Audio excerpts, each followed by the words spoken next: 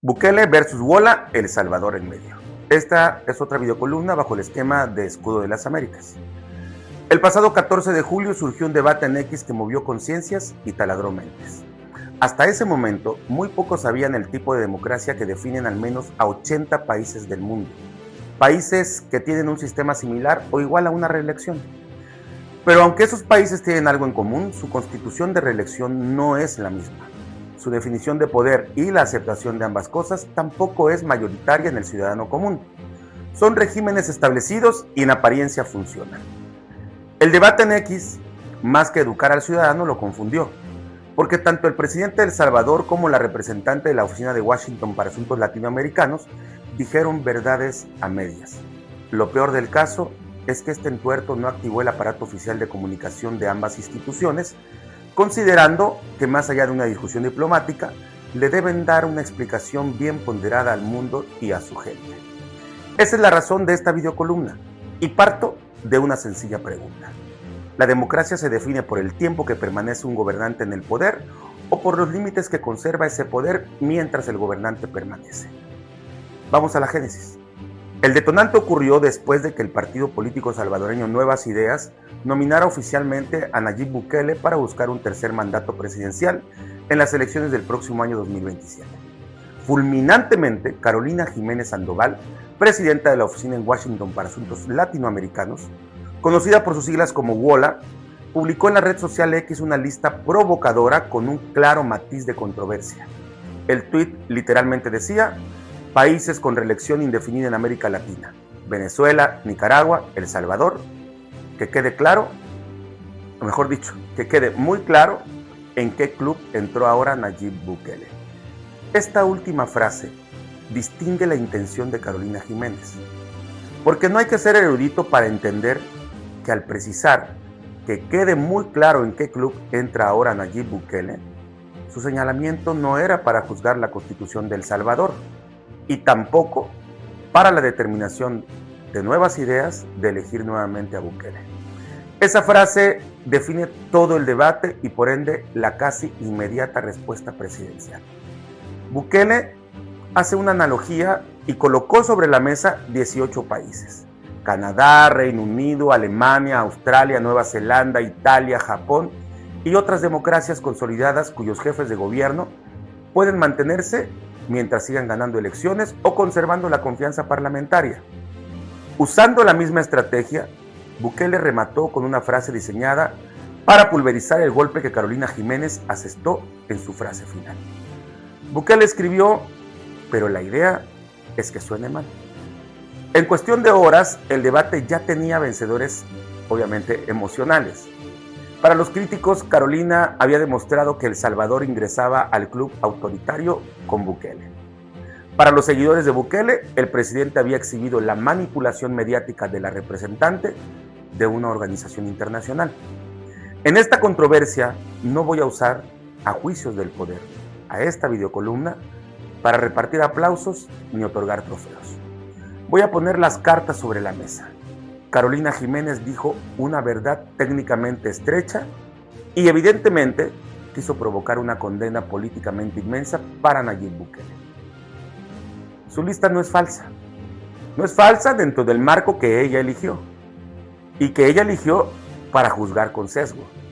Señaló entre líneas y sin diplomacia: en los sistemas presidenciales latinoamericanos, El Salvador se incorporó a Venezuela y Nicaragua, entre los países que permiten la reelección presidencial indefinida. Pero el dato no prueba por sí mismo que los tres países sean políticamente iguales. Ahí está la verdad a medias. Una norma compartida no convierte automáticamente a tres países en un mismo tipo de régimen. Si la reforma constitucional de El Salvador fue aprobada y ratificada por la Asamblea Legislativa el 31 de julio de 2025 con 57 votos, ¿por qué Carolina Jiménez no dijo nada en esa fecha? En esa misma reforma, la Asamblea extendió el periodo presidencial de 5 a 6 años, eliminó la segunda vuelta electoral en caso de empate técnico y sincronizó las elecciones para 2027. Este es el dato legal, pero la interpretación política del poder en la comparación de Carolina Jiménez no es igual de forma y fondo. tener reelección indefinida no demuestra que exista el mismo nivel de competencia electoral, el mismo respaldo ciudadano, la misma situación económica, la misma política de seguridad, ni la misma relación gobierno y sociedad. Refiriéndome específicamente a la comparación de Carolina entre Venezuela, Nicaragua y El Salvador. Ahí está la manipulación con la narrativa de Carolina. Ella afirmó tácitamente que Nayib Bukele es Nicolás Maduro y Daniel Ortega y que El Salvador es Venezuela y Nicaragua. Los colocó en la misma vitrina y abrió el hilo en X. Ahora vamos a analizar el tuit de Nayib Bukele.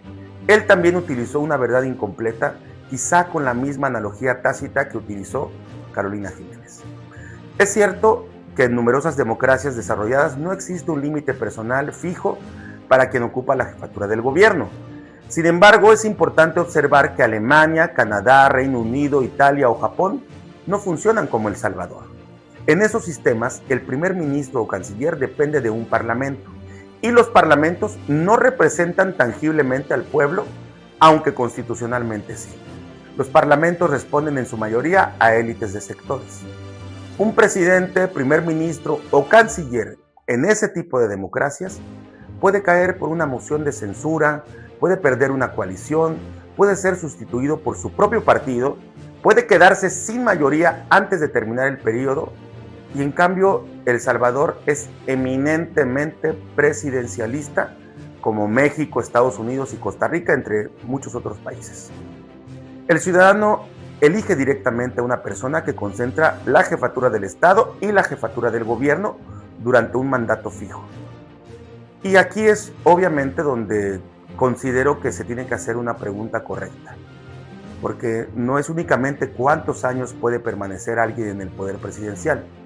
La pregunta debe ser, ¿qué mecanismos pueden detenerlo, vigilarlo, sustituirlo o corregirlo mientras permanece? Carolina Jiménez comparó con intención clubes autoritarios y dictatoriales. Bukele comparó hábilmente reelecciones. Pero ninguno de los dos explicó completamente la arquitectura del poder y sus diferencias en esos 80 países del mundo que gobiernan con mandatarios en periodos indefinidos. Ahora bien, es trascendente fijar la vista en un detalle que convierte a El Salvador en un fenómeno latinoamericano: el respaldo popular de Nayib Bukele. Aquí no estoy hablando de una invención propagandística pagada con encuestas de opinión, ni sondeos de empresas encuestadoras que otorgan resultados que dicta el que paga. Nayib Bukele en 2024 obtuvo cerca del 85% del voto presidencial, y las mediciones posteriores continúan mostrando niveles extraordinariamente altos de aprobación con más del 90%. Todo bajo el escrutinio y observación de países y organismos internacionales, no solo por encuestadores locales. La razón de la popularidad está a la vista. El Salvador vivió una transformación radical de su seguridad, y hoy por hoy, el salvadoreño camina tranquilo por sus calles y su economía sigue en crecimiento. Comunidades que durante décadas estuvieron sometidas por las pandillas recuperaron calles, negocios, escuelas, horarios y libertades cotidianas. Ese resultado tiene un peso humano que no puede borrarse desde un escritorio en Washington y que otorga votos, obviamente. Ante esos datos también existen otras tesis y antítesis. Los resultados no convierten toda decisión en incuestionable, y de ahí se deriva el debate moral contra Bukele. La Comisión Interamericana, por ejemplo, ha reconocido la reducción significativa de la violencia, pero también ha advertido sobre la prolongación del régimen de excepción, las detenciones arbitrarias y las garantías del debido proceso, además del trato que consideran inhumano en la cárcel llamada Secot y que Bukele justifica con justicia social. No existe un estudio tangible de cuántos están en contra o a favor del método de seguridad de Bukele, pero lo incuestionable es que dentro y fuera de El Salvador, la mayoría de los ciudadanos salvadoreños tienen afinidad al resultado de seguridad y paz que se vive en este país de Centroamérica. Las dos realidades existen y existen al mismo tiempo. Negar los resultados de seguridad es propaganda en contra, pero también negar las preocupaciones institucionales lo sería. Y aquí en este preciso instante, me voy a separar de la pelea ordinaria entre bukelistas y antebukelistas. La popularidad demuestra legitimidad social, pero la legitimidad social no sustituye automáticamente los límites institucionales. La democracia no solo se trata de elegir a los gobernantes mediante el voto, sino también de mantener controles eficaces para evitar que haya un abuso. Y obviamente se tiene que garantizar que el poder siempre sirva al pueblo y rinda cuentas de sus actos. Y aquí subrayo una comparación que muchos utilizan con ligereza. Singapur. Singapur es un país diminuto que transformó su seguridad y economía en potencia mundial, basando su gobierno en el poder central de un hombre y su régimen. Y entonces aquí la pregunta es, ¿puede El Salvador convertirse en el Singapur de Occidente, o sea, de América? La respuesta no depende únicamente de mantener durante muchos años a Nayib Bukele. Singapur no se transformó solo por la continuidad de Lee Kuan Yew. Su régimen construyó un servicio público profesional, una estrategia económica de largo plazo, educación vinculada al desarrollo, apertura comercial, combate sistemático contra la corrupción, reglas previsibles, instituciones capaces de ejecutar políticas más allá de una sola persona. Entonces, bueno, es cierto, la continuidad dio tiempo para que Lee Kuan Yew construyera todo eso. Pero fueron las instituciones las que convirtieron ese tiempo en un desarrollo pleno. Ese es el verdadero reto y examen histórico para Nayib Bukele. No tiene que demostrar que puede seguir ganando elecciones, eso ya lo demostró. Después del 2027, tendría que demostrar que puede transformar su enorme autoridad personal en un Estado competente que funcione incluso el día en que él ya no esté. Porque un proyecto que depende completamente de un hombre puede ser poderoso, pero todavía no es una doctrina de Estado. Y dicho esto, voy a continuar con algo igualmente importante. Después del tuit de Nayib Bukele y de Carolina Jiménez, ¿qué institución o qué área de comunicación dio explicaciones al ciudadano? ¿Dónde está el documento oficial que compare los sistemas de gobierno con seriedad para que el ciudadano lo comprenda? ¿Dónde está el informe jurídico que responda a la jurisprudencia interamericana?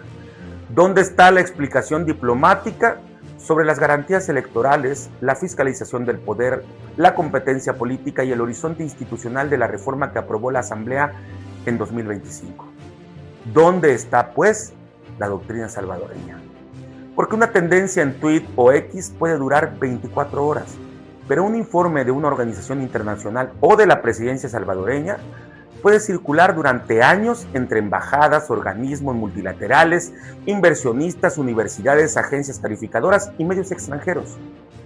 El presidente Nayib Bukele puede que haya ganado el tuit. Es más, muchos consideran que lo ganó. Pero ¿dónde está el expediente? Porque un país que ha cambiado de manera tan profunda no puede depender exclusivamente del talento comunicativo de su presidente. La genialidad táctica neutraliza ataques, pero la estructura institucional construye legitimidad internacional. Un tuit puede derrotar a un adversario en las redes sociales, pero no reemplaza cartas u oficios institucionales, no reemplaza diplomacia, no reemplaza datos auditables, no reemplaza una teoría constitucional y no reemplaza una visión de Estado. El veredicto aquí, por todo lo que he dicho, es simple. Carolina Jiménez utilizó una comparación descriptivamente correcta, pero narrativamente cargada, para colocar a El Salvador y a su presidente junto a dos regímenes profundamente autoritarios y criminalmente cuestionados. Nayib Bukele respondió con una comparación políticamente eficaz, pero institucionalmente incompleta, porque los primeros ministros parlamentarios no concentran el poder de la misma manera que un presidente. Carolina simplificó a El Salvador, Bukele simplificó al mundo. Y entre ambas simplificaciones quedó abandonada la pregunta fundamental. ¿Qué clase de modelo político está construyendo realmente El Salvador? Algo como Venezuela o Nicaragua no se puede afirmar solamente porque permita la reelección indefinida. Tampoco se puede considerar como Alemania únicamente porque celebre elecciones. El Salvador realmente es un experimento político propio, con resultados de seguridad extraordinarios, con respaldo popular real, con una conducción política altamente centralizada y con la obligación histórica de demostrar que la continuidad servirá para institucionalizar el progreso y no para personalizar indefinidamente al Estado. La pregunta final no es si Bukele puede volver a ganar. Su fortaleza electoral actualmente indica que puede ganar cualquier tipo de elección y en cualquier periodo. La pregunta que debe interesar al continente y a los salvadoreños es: ¿la continuidad está al servicio del proyecto nacional o llegará el momento en que el proyecto nacional quede al servicio de la continuidad? La historia no absolverá ni condenará a El Salvador por un tuit. Lo juzgará por algo mucho más severo. Si la seguridad se convirtió en justicia, si la popularidad se convirtió en instituciones, si el liderazgo de Bukele se convirtió en Estado y si el poder que hoy parece invencible fue capaz de construir un país que mañana no dependa de un solo hombre. Esto es Juicios del Poder con Jonathan Estrada Internacional para Escudo de las Américas desde El Salvador. Aquí analizamos el poder sin permiso.